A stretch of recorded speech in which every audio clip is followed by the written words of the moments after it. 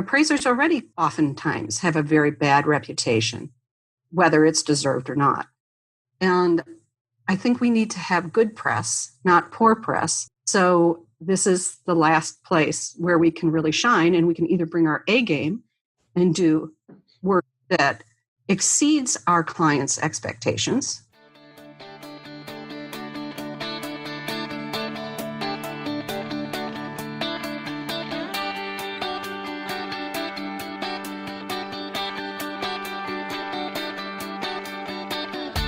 Originating from deep inside the Rocky Mountains, transported through the power of the internet, and arriving inside your tiny earbuds.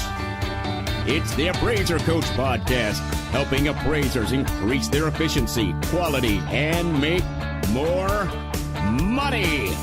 Here's the guy who makes it his life's mission to create value for real estate appraisers nationwide. Your host and the Appraiser Coach, Dustin Harris. And welcome to the program, everybody. Dustin Harris hanging out in the podcast chair. Got a great guest coming up, exciting guest, one I've wanted to have on for quite a while. I want to pause here and, of course, remind you we are sponsored by three great companies. One of them, of course, is Working RE Magazine. Working RE is where I go to find out what's going on in the appraisal profession. You should be as well. Go to workingre.com and sign up for their free e-newsletter. That is workingre.com. One more time, workingre.com. We are sponsored, of course, by DataMaster. DataMaster is the ability to save 30 to 60 minutes per report, folks. Per report. What could you do with 30 more minutes every time you do an appraisal? Check them out. Go to datamasterusa.com. Again, it's datamasterusa.com for more information. Finally, we are sponsored by Alamode. Alamode, of course, is producing the best software out there for appraisers, have been for years, over 30 years. I've been using them for over 2 decades. Check them out. Go to alamode.com or pick up the phone and call them at 800-ALAMODE. One more time, it's 800-ALAMODE. Well, folks, I want to welcome to the program a guest that I've wanted to have on for a long time. I don't know if you knew this, Rachel, but I'm kind of a secret admirer of you. I read almost everything you write, at least anything that I can find, and I'm very impressed. So welcome to the program, Rachel Massey. Thank you very much, Dustin. Well, it is a pleasure to have you on. I'm so glad that you accepted the invitation. I don't know if you knew this, but years ago, I read an article that it was probably the first article I'd read from you. It was, I think, in Appraisal Today. It had something to do, I don't know if you remember this, was the forest and the trees. Do you remember that? Oh, yes, absolutely. Yeah, it was a great article. I think sometimes as appraisers, we get into this mode of kind of getting blinders on. We do our thing and we push through, and sometimes we don't step back and say, what is it we're actually doing here? And I loved that article. I shared it with my all-star team. So thank you for writing that. Rachel is an SRA, an IFA, AIRRS. She's an AQB certified USPAP instructor. She's been appraising full-time since, 1989. And you're only 29 years old, so that's pretty incredible. She is a certified resident appraiser in Michigan, specializing in relocation work for various clients, as well as lake properties and other residential properties. Again, welcome to the program, Rachel. You've been doing this a long time. Yes, since birth, apparently. Since birth, apparently. What got you into the appraisal scene in the beginning? I started in appraisal because I had always been interested in real estate, and I started as a sales agent in 1984 and quickly realized that I was an analyst and not a salesperson. I hear you. It takes a special personality, if you will, to be on the sales side. So it's good to recognize that. Yes. Well, and couple that I was like 5 years old. So obviously, yeah. I was my 5-year-old. So. Very, very cool. Well, Rachel, you are quite the writer. You and I were talking off the air that you're much more comfortable in the writing sphere than maybe the speaking sphere. But I love the way that you think. I love the outside the box thinking of the things that you write. You wrote a recent article, and the reason I wanted to have you on today was speaking of Working RE and being a sponsor here. You wrote an article that Working RE ran just recently called "The Final Frontier." Tell me about that. What's the purpose of that article? Why did you write this article? I wrote the article because there's been so much discussion on social media and mastermind groups and just everywhere on the internet about getting into private appraisal work. And I think that private appraisal work is extremely rewarding, and it's something that we should all consider doing. But I think that we need to do it with caution. I think that we need to be really careful about putting our clients' needs ahead of our own needs. So the clients who come to us for private work really have some kind of question that they need to have answered. And they need to know things such as what's the value of the property as of a date of a marriage, as well as what's the value of the property as of the date the marriage ends, which is not mortgage work. They may need to know what the value of a property would be if they divided off part of the site to sell a portion that might be developed. They may want to know what the value is if they gift equity to a child, and they need to establish an opinion of market value to do so. There is a myriad of reasons that they may seek professional assistance. And we really have to look at this from the eyes of the client on providing them with what they need. Go ahead. I just, even starting with your premise that a lot of us appraisers, we were born and bred on the 1004 for lender work. And we get in this mode, going back even to the previous article that I spoke about in the beginning, the one that I remember that you wrote for Appraisal Today, or at least it was picked up by Appraisal Today, The Forest and the Trees. We get in this mode of thinking a certain way and that everything looks, sounds, and smells like a duck, and therefore it must be a duck. But an appraisal is not an appraisal. An appraisal can be a myriad of different things. And when you're talking private work, there's a collage of problems to solve. Absolutely. Absolutely. So one of the things that's involved in this is that a lot of times our clients have desires that are biased on their end, but that we can never be biased as appraisers. We know that. Right.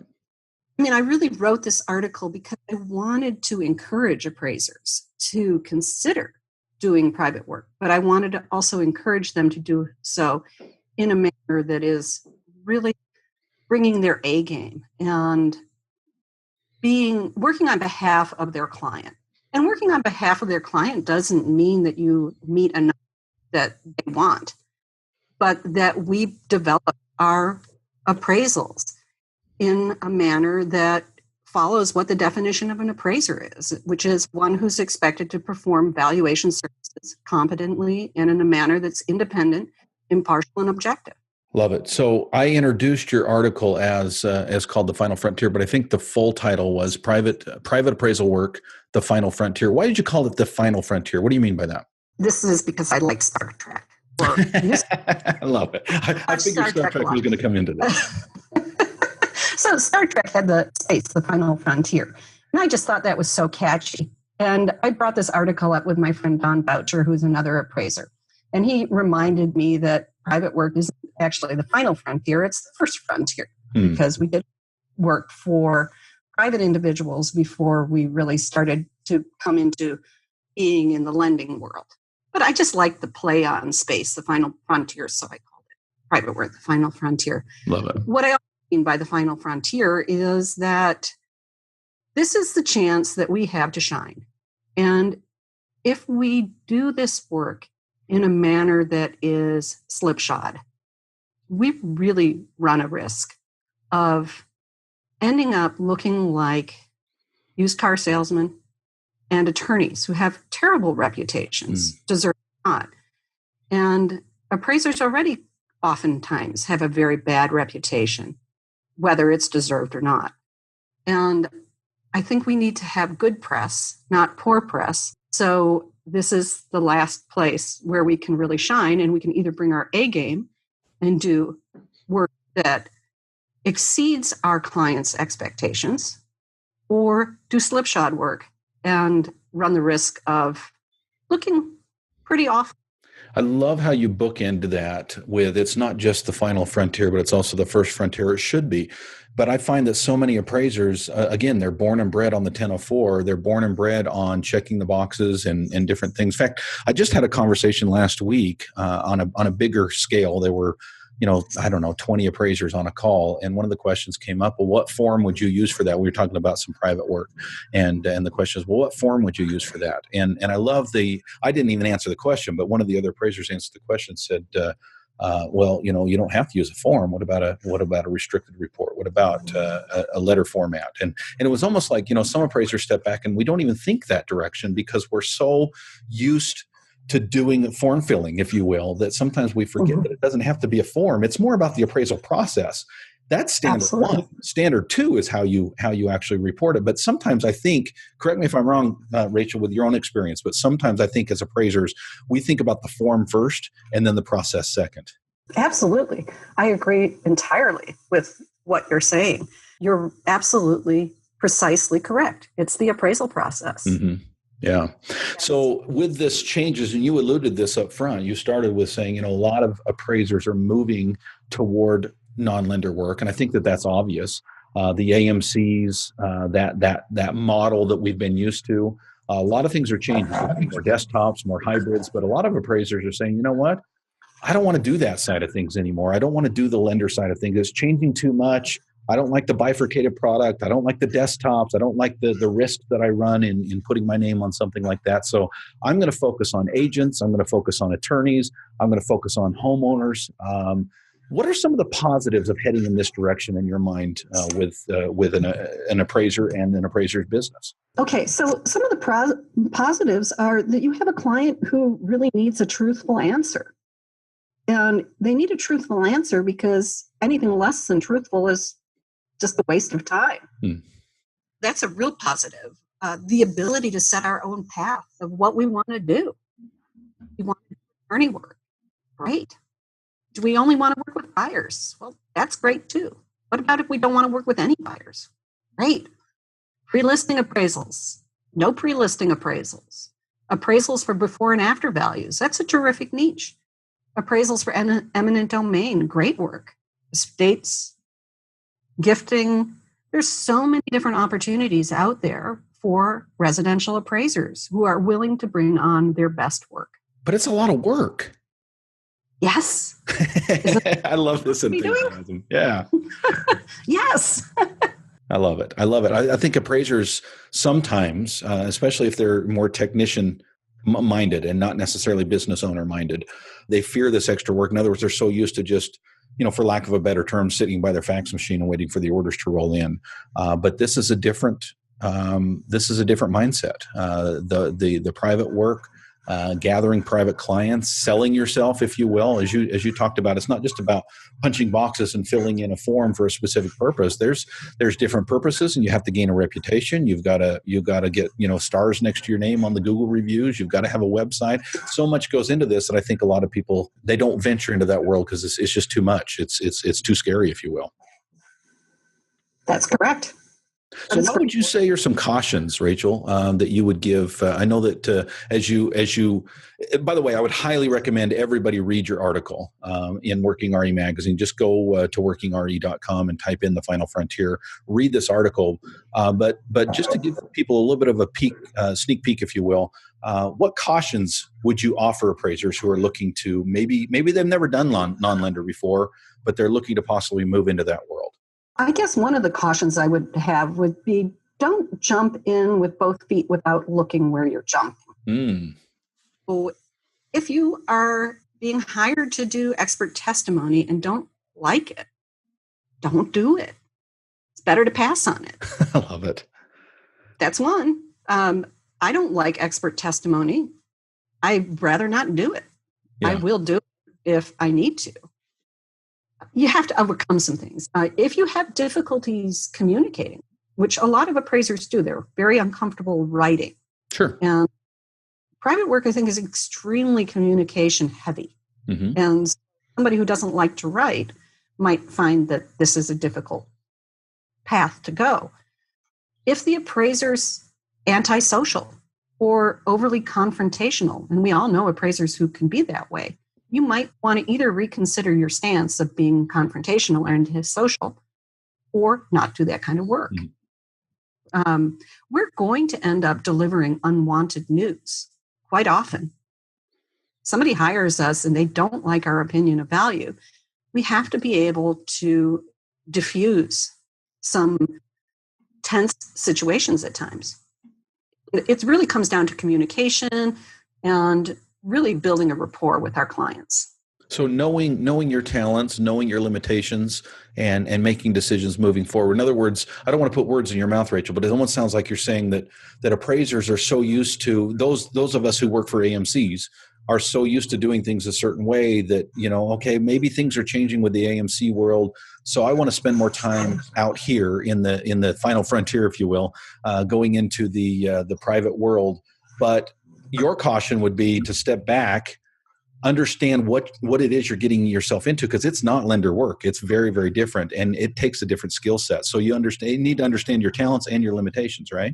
Absolutely, absolutely. So for me, as a residential appraiser, I know who I am. I've been doing this now for 3 decades. Yikes. And I'm somebody who is most comfortable being detail-oriented. I'm most comfortable writing a lot and explaining things. So I don't really function well when somebody just wants check boxes. Because I'm too detail-oriented for that. So, it's knowing yourself. And if you're somebody who functions best on just a couple bullet points here and there, maybe this kind of work can be done, but maybe what you need to do is get into doing something like bankruptcy, or work that is maybe not as detailed as something that's going to the IRS, where they have some pretty astute reviewers who are going to be going over it with a fine-tooth comb if they end up with a report on their desk. Absolutely. Great advice. We're speaking with Rachel Massey. She wrote an article for Working RE called The Private Appraisal Work, The Final Frontier. I would highly recommend that you take a peek at it. Of course, Working RE is a sponsor here. I learned about this article, obviously, through my email. And appraisers, I would highly recommend that you take the time to right now just pause the podcast for a little bit, to jump on your web browser, go to www.workingre.com. Just wait a minute or so, probably about 30 seconds, and there will be a little box that will pop up, ask you if you want to subscribe to their free email. I highly recommend that you do subscribe to their free email. It's the opportunity for you on a pretty regular basis, I'd say a couple times a week, have an excellent article come across your email. If it's something you're interested in, click on it, read it. If it's not, it takes half a second to look at the title and delete it and move on. I don't read everything from Working RE, but I do read a lot. It keeps me in the know. It keeps me knowing what's happening in the appraisal world. Again, it's workingre.com. One more time, it's workingre.com. Another sponsor here, of course, is DataMaster. I've been on the phone with Mr. Rick Lithriff over the last little bit. I love this guy. He loves appraisers. He loves helping out appraisers. And he and I are talking on a regular basis about the process that he goes through to get the contracts between DataMaster and the local MLS. He does not screen scrape, folks. He does it right. He goes in, he gets the data through a contract with the local MLS. That way, it is ethical, it is moral, it is legal. That's the way he works. That's the kind of company you would be dealing with. And the ability to save 30 to 60 minutes per report. Check him out. Go to datamasterusa.com. One more time, datamasterusa.com. Finally, we are sponsored today by Alamode. Alamode, of course, is the software that I've been using for a lot of years, folks. There's a reason for that. And by the way, I have looked at other software, and there's some decent software out there. There's some software that will get it done. If you're simply looking to get appraisal work done, there's all kinds of software choices out there. There's a reason that I stick with Alamode, though. The reason I stick with Alamode is all of the extras that they give me, the ability to work more efficiently. As an appraiser coach, I'm teaching appraisers across the country how to work more efficiently, how to be a business owner, how to do things that will allow you to make more money at the end of the day. And Alamode allows me to do that. Check them out. Go to alamode.com. One more time, it's alamode.com.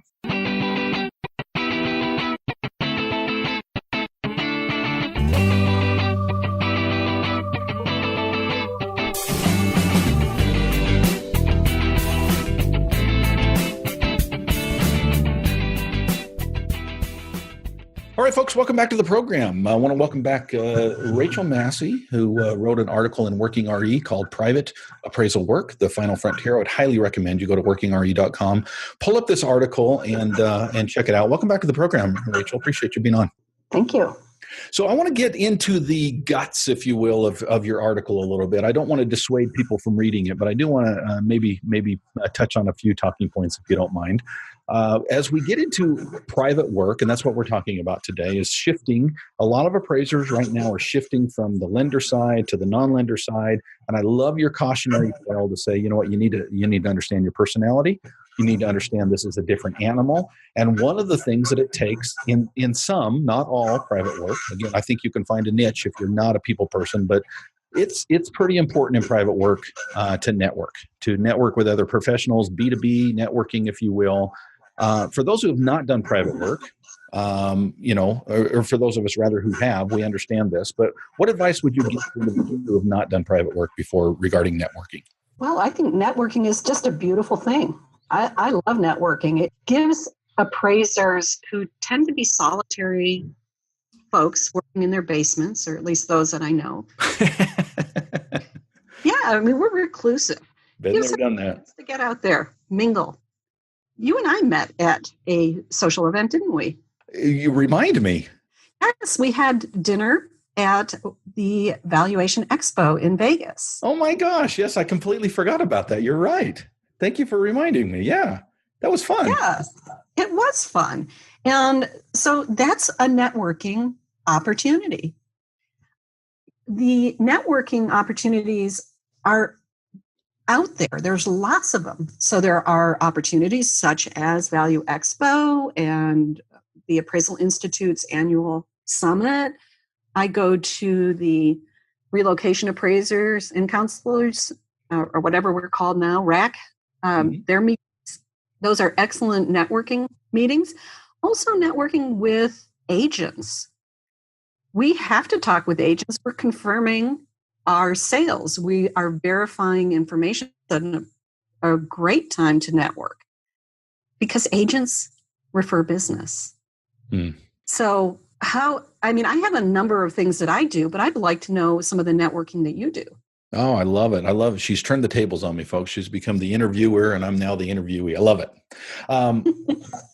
That is an awesome question, Rachel. And as I coach and mentor other appraisers, one of the things that I share with them is something that you brought out just a minute or so ago, and that is agents are great resources. An agent's job is to network, right? An agent's job is to get to know their neighbors, to get to know other people in the community, both professionally and privately, because they want to be that go-to expert, that individual that when someone needs something to do with real estate, that's who they think of. They think of Bob or they think of Susan, who's the real estate agent that they've known for years. And appraisers who are going to do private work have to get in that same mindset. They have to understand that networking is part of just being the professional community, the private community, so that here's the funny thing, Rachel. Appraisal is an interesting animal in the sense that it's not something that we sell and resell and resell all the time. In other words, most people don't need appraisals constantly. It's not like groceries. It's not like gas in your car. It's not like even paying a mortgage that you're doing constantly, right? It is one of these things that you may a handful of times in your life need. When you purchase, when you refi, but on the private side, when you maybe go through a divorce or heaven forbid a bankruptcy or something of that nature, or maybe you just need it to know what your value is, but it's not something that's a regular course of lifestyle for you. So what appraisers have to do is one of two things. They either need to get to know privately homeowners, okay, and establish a relationship with them, even if it's not a direct relationship. They need to be known, and they need to be known as the expert, right? So that when people do need an appraisal, that's who they go to. Or the other side of that is if they need an appraisal, they're going to go to the real estate professional if they know, which in this case is the agent, and they're going to go to Bob and they're going to go to Susan and say, hey, I need to find out what the value of my home is. And immediately Bob and Susan say, well, you need to call Dustin. You need to call Rachel, because they know you, they trust you, you've established that relationship with them. And I'll tell you, networking is a huge part of that. One of the things that I've done to directly answer your question, Rachel, is on a regular basis, I love to speak in front of real estate agents because it accomplishes both of those two goals. On one hand, I get to be known. right? They know my name. They see my company name. They get the paraphernalia that I bring and distribute when I'm there. But on the other side, I'm also known as the expert because I've stood up in front of them for 45 minutes and answered their questions. And I think if appraisers can get outside their shell, if you will, and do some of that, they're going to see a lot more come their direction. Absolutely. And you have to remember, and I'm sure this is something that you tell your mastermind group, is that this doesn't happen. It doesn't happen instantaneously. Right. So it's over time. So you start building the relationship without asking them for anything other than asking them questions about a property they sold, or asking them, what do they think is happening in the market right now? I mean, just a conversation. It's not that you go to them and say, I would like you to give me for all your appraisal work, because they don't want to hear that. It's constant networking. One of the things that I do, and I do the same thing that you do if I speak in front of different agents, is that I'm a huge open house fan. And I go to open houses for several reasons. I go to open houses because whenever I'm working on an appraisal, I want to see what my competition for the subject is. Love it. So I'll pick out the houses that I think are competitive, and I will go to the open house and I'll look at the house. I've got my future comp. I know what it looks like. I've got my competition. I bring my card. I give my card to the agent. We have a conversation if they have the ability to, because if it's busy at the open house, I don't want to distract them. So I'm looking at my future comparables. I'm getting to meet an agent, give them my card, and I'm also getting to see how active the market is on that comparable. So just this last Sunday, I did my normal open house tour. I usually go to 5 or 6 open houses. And one of them I just passed right on by because there were about 20 cars lined up and there were people standing in the yard. And you know what? That tells me that that house has a lot of pent up demand for that price range and that style house. And I don't even need to go in it because it's hot. And even by driving past it, you're gaining information, right? I love it. Absolutely. So I just love open houses and giving people my card. I want my card out to as many people as possible. I love it. I love it. Again, being known as the expert. We talked a little bit about identifying the problem and why that's important at the first of the program. And I would again direct people to the article to read more about that. That it's different when you're doing non-lender work. But I want to talk a little bit about the public trust.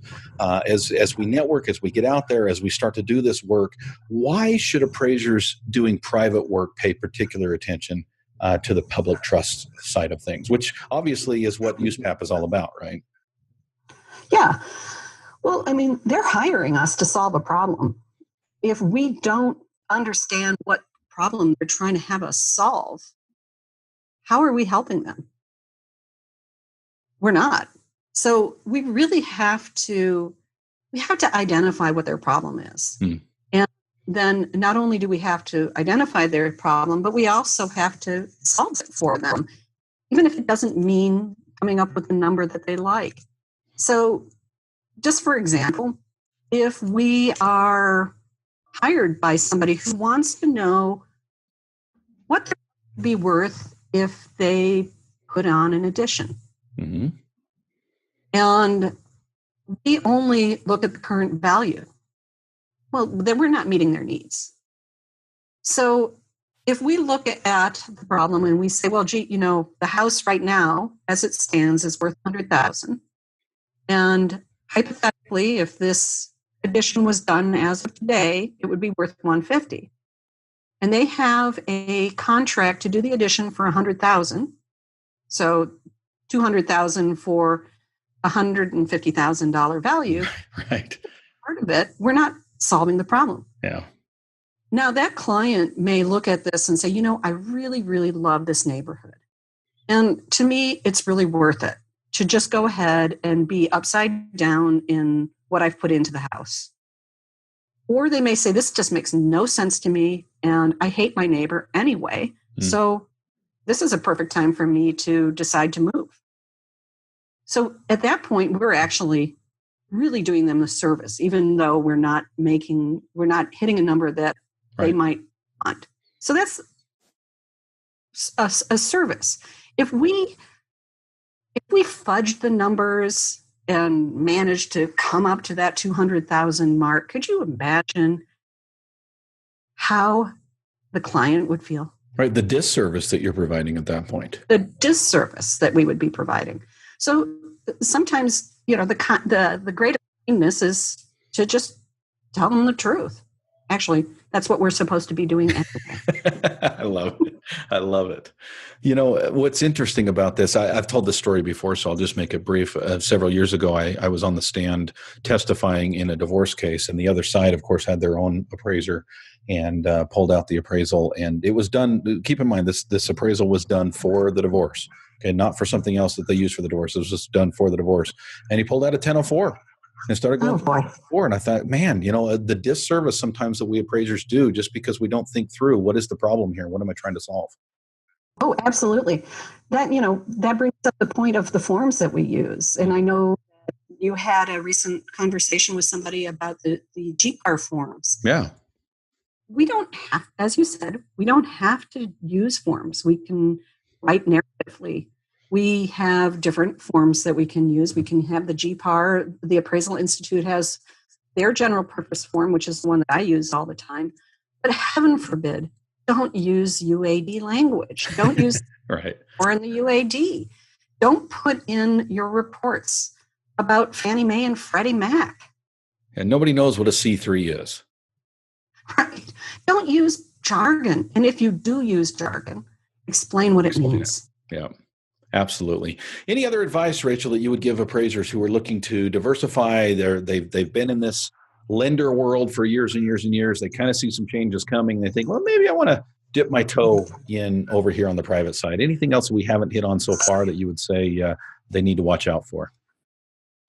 Yeah, I have a few things that I'd like to talk about on this. One is that find a niche, and work it. Then take your education that is specific to that niche. There are a lot of specialties. Some appraisers use the high performance homes as a niche. Mm-hmm. I like lakefront properties. In Michigan, you can't go 500 feet, it seems, without hitting a lake. So lake properties, vacation properties. Some people are even specializing in Airbnb properties. Yeah. I know an appraiser who does historic easements, historic preservation easements. Some do eminent domain work as a specialty. Some do USPAP-related reviews like Tim Anderson, who is a regular guest on your show. Yeah. He does that kind of work. Some appraisers like to do tax appeal work, and they specialize it. Some have the ability to really just fit appraisals in, and that is great for bankruptcy because there's usually a need for speed on that. Mm-hmm. Be willing to expand your knowledge. So I'm interested in learning about farm appraisal work. I'm in Michigan. We have a lot of farms, and I had horses for many years, and I really wanted to get into doing horse farms. So I'm working with another appraiser. He's let me tag along with him. He does a lot of farm work. He does a lot of horse farms, and he has let me tag along and actually do some of the research, which he then gives me significant professional assistance credit for, but I'm learning from him. So be willing to collaborate with others. It is beneficial because now the appraiser's seen my work. He knows that I do a good work, and he refers me work. And I've seen his work, and I can refer him work knowing that he does good work. So it's beneficial. Absolutely. But really, love it. This is great advice. So one of the things that I think needs to come up for appraisers who are looking at doing private work is that you have to remember that less reporting doesn't mean less work. So you still have to follow the appraisal process. Either the work file is going to be really thick or the appraisal is going to be thick. The appraisal reports. Yep, exactly. And the thing that I always think about, and it's something that I'm just kind of constantly shaking my head about, is that if an appraiser doesn't know how to value their own time, how much their work, what their expertise is, and the time that's involved in completing a competent and meaningful appraisal report, how the heck are they going to value somebody's property? Mm. If you can't value yourself, how do you value somebody's property? That is the quote of the century. Love it. Thank you. Rachel, if people want to learn more about you and get to know you a little bit better, where would they go? Well, I have two websites. One of them is my business website, and that's just HTTPS or whatever it is for the prefix, AnnArborAppraisals.com. And that just gets you to my website. And the other one is my blog, which is AnnArborAppraisals.blog. Oh, love it. Okay, AnnArborAppraisals.blog. Folks, do you notice a theme? The theme is Ann Arbor. There is a theme behind it, Ann Arbor. I kind of gathered. Let me guess. That might have something to do with your geography. Absolutely.